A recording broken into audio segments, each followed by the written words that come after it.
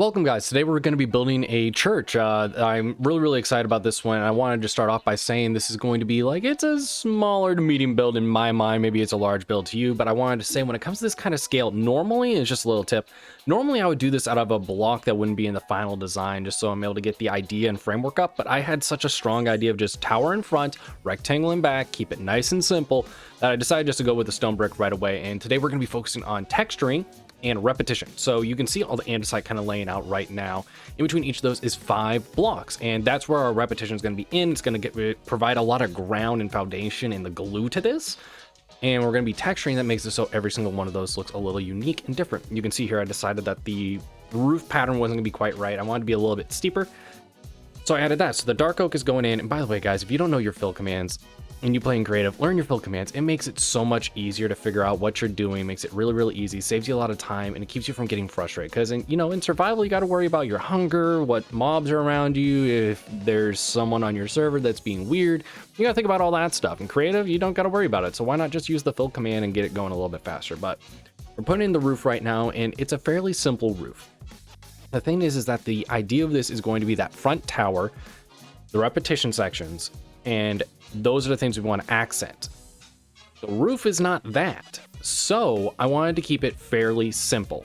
But the thing is, if you make a bad roof, it's going to be distracted. So I decided to just have the dark oak elevated a little bit, the regular oak like set down a little bit. That'd be perfect. Also, learn how to count because I built this wall off by a block, so I'm trying to use the fill command. By the way, you should learn the fill command because I did it wrong here, and well, I believe in you. Be better than me. So removed it again, put in the fill that's correctly, and was able to set this up. Got the andesite all set back up. It was a little bit of a, I don't know, setback, I guess, but I mean, it's creative. I mean, nothing's a setback. It's nice, easy, fun, and relaxing. Put in the rest of this roof. We're just trying to get our foundation going a little bit and get the structure going. And the idea with this is we're looking at texture and repetition. And the reason why we're looking at these is because those are the things that makes the build look good.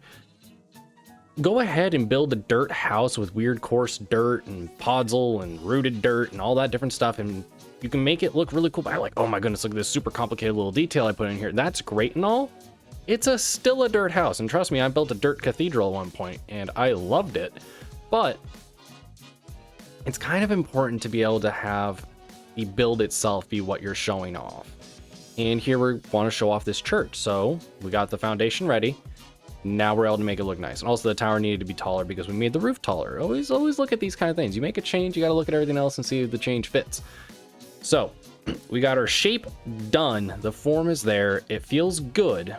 Now it's time to get that repetition going a little bit. So this is what the repetition is going to look like. It's these 2 windows with a little bit of a planter out front.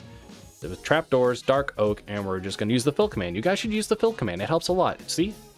Helps a lot. Do it better than I do, and it'll work for you even better than it does for me.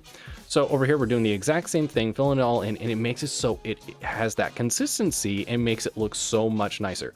Now, if you guys are wondering, are you going to do the interior on this? I am not. Interiors are not my strength, unfortunately. I'm naturally a redstoner, so if I was going to be building this in a survivor world, most likely on the inside of this would be a villager breeder and probably an iron farm if I could fit it in there as well, and I would just avoid it at all costs if I had the raid debuff or whatever it's called. By the way, the reason I dug out the section at the cross is so we're able to run to the front side and put it on the front as well, and have it be at similar heights. We're going through and adding in a little bit of variation here to start off, and that's with the potted plants and what goes in them. And the way I had that variation go is I just had 9 different plants in my hotbar, and I just scrolled randomly whatever it landed on. I put in the potted plant. And that's what I'm going to do on the interior of this. So I'm running through here and I'm going to be getting rid of about 25 to 30% of the blocks. They're all disappearing. They're all going away. It's wonderful. It's great. Load up the hotbar with a few different blocks. I think I had 6 different blocks and 3 of them had repeats to fill up the 9 slots. And I just ran around and filled in all those slots. It has a lot of texture, a lot of variation, totally random because I don't even know what I'm going to be doing. Then I went through and looked for those spots like there's a lot of stone brick right here. Let's fix that up. You might notice I didn't touch the tower or the upper sections of the front walls yet, and we're just going to be doing that separately so we're able to get a better look of it from an outside perspective. But look at these. We were just looking at these with the potted plants. It's like, oh yeah, no, it's a little bit of variation. These are all super unique now. I had a little bit of support. I thought it looked nice. They're all super unique now and adds so much depth to it and makes it so much more interesting. By the way, the front needed a little bit of color. It was super gray, so I decided why not throw on a couple of dark oak fences and some candles that would match a little bit. And we use those candles pretty consistently throughout the build. We're also adding these supports, and I felt to add it in a little bit more uniqueness and shape and form to this. So we're going up with those all the way. Just kind of makes those edges not seem so harsh, because frankly, the andesite's not holding up anything if the walls aren't there. Now we're getting a little thing up here. By the way, just like seeing the flatness at the top of this for like the second it was there irked me so much. So I had to throw up some walls and a little bit of corners and just chef kiss, make it wonderful. We needed something to have it be unique and an accent. And the thing that people don't always think about is the skyline in these medieval style builds like this is. So we needed something that was unique at the top, but also interesting up top when you looked at it from a skyline, because most of the builds would not be this tall. So if you imagine this in a village, that bell at the top is going to look very interesting. Also, you can see right there, the way I did that on the left side was super unique and interesting of the tear out and refill, but also right here, I took out like 45 to 50% of the blocks, because the higher you go, it'd be harder. If we're just thinking about this from a realistic perspective to get up there, if something broke, you might even notice that it's falling apart until it's so far gone, you just got to be replaced. So tore out a bunch of it, filled it in, and I think that makes it so this front face of the church looks amazing. We'll run to the backside and do the exact same thing. Thought being able to see it on a flat surface like this would help be able to communicate more. Look at how unique that is. Then underneath, these two arches, they're just symmetrical, and it adds the foundation. We're going to run some stairs across it and give it a little bit of form and structure, and the variation makes everything pop a little bit more. Also, I didn't need to change up that bell. It was too hanging low that the skyline would look a little weird, so that might be able to make it so some light can peek through from the other side. Now, if this roof was in pristine condition, it would look really weird with the rest of the church having some work done on it. So I needed to tear this up as well. If you guys ever wanted to build something dilapidated, this is how you do it, and add some stairs or slabs where they wouldn't be, but instead we just went with different colors. The idea that this is an old church, but it's a loved church. They went in, the local people went in, would fix it up. So maybe like part of the roof collapsed, maybe struck by lightning at one point and burned a little bit, and they refilled it with whatever they had handy for these large sections. Maybe the dark oak is really nice and they wanted to always go back and keep that pristine. I wanted some structure to it. Like the andesite stayed andesite, the dark oak stayed dark oak, because that is what's providing the structure and the stability here. Everything else though is totally fair game to play with. And I think it ended up looking really, really nice. I want to know what you guys think. We're going to head back to somebody in the office.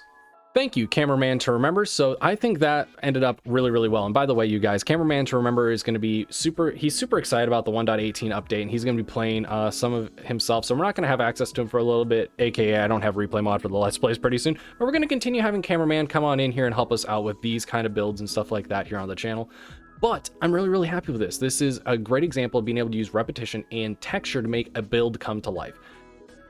Pretty early on, we saw what the shape and how this was going to look was going to be, and it looked very, very dull, if I'm going to be honest. Like, there's nothing really special with it or anything like that, but then we added in those little details. We made the repetition come in, and it looked nice.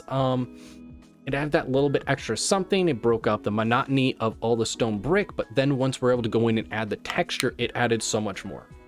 The idea of this is you want to lay down your foundation, the form and shape of this, the church itself when it was still stone brick, going through and finding where you can add repetition in. So all the andesite pillars and how they got extra wide so it'd be able to hold up the support and weight of the church.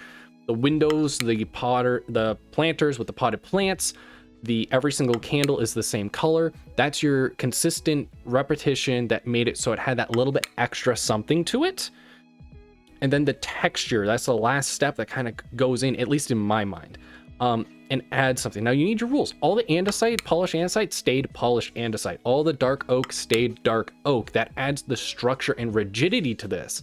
But by adding all that texture, I mean, like, just look at this image and then this image.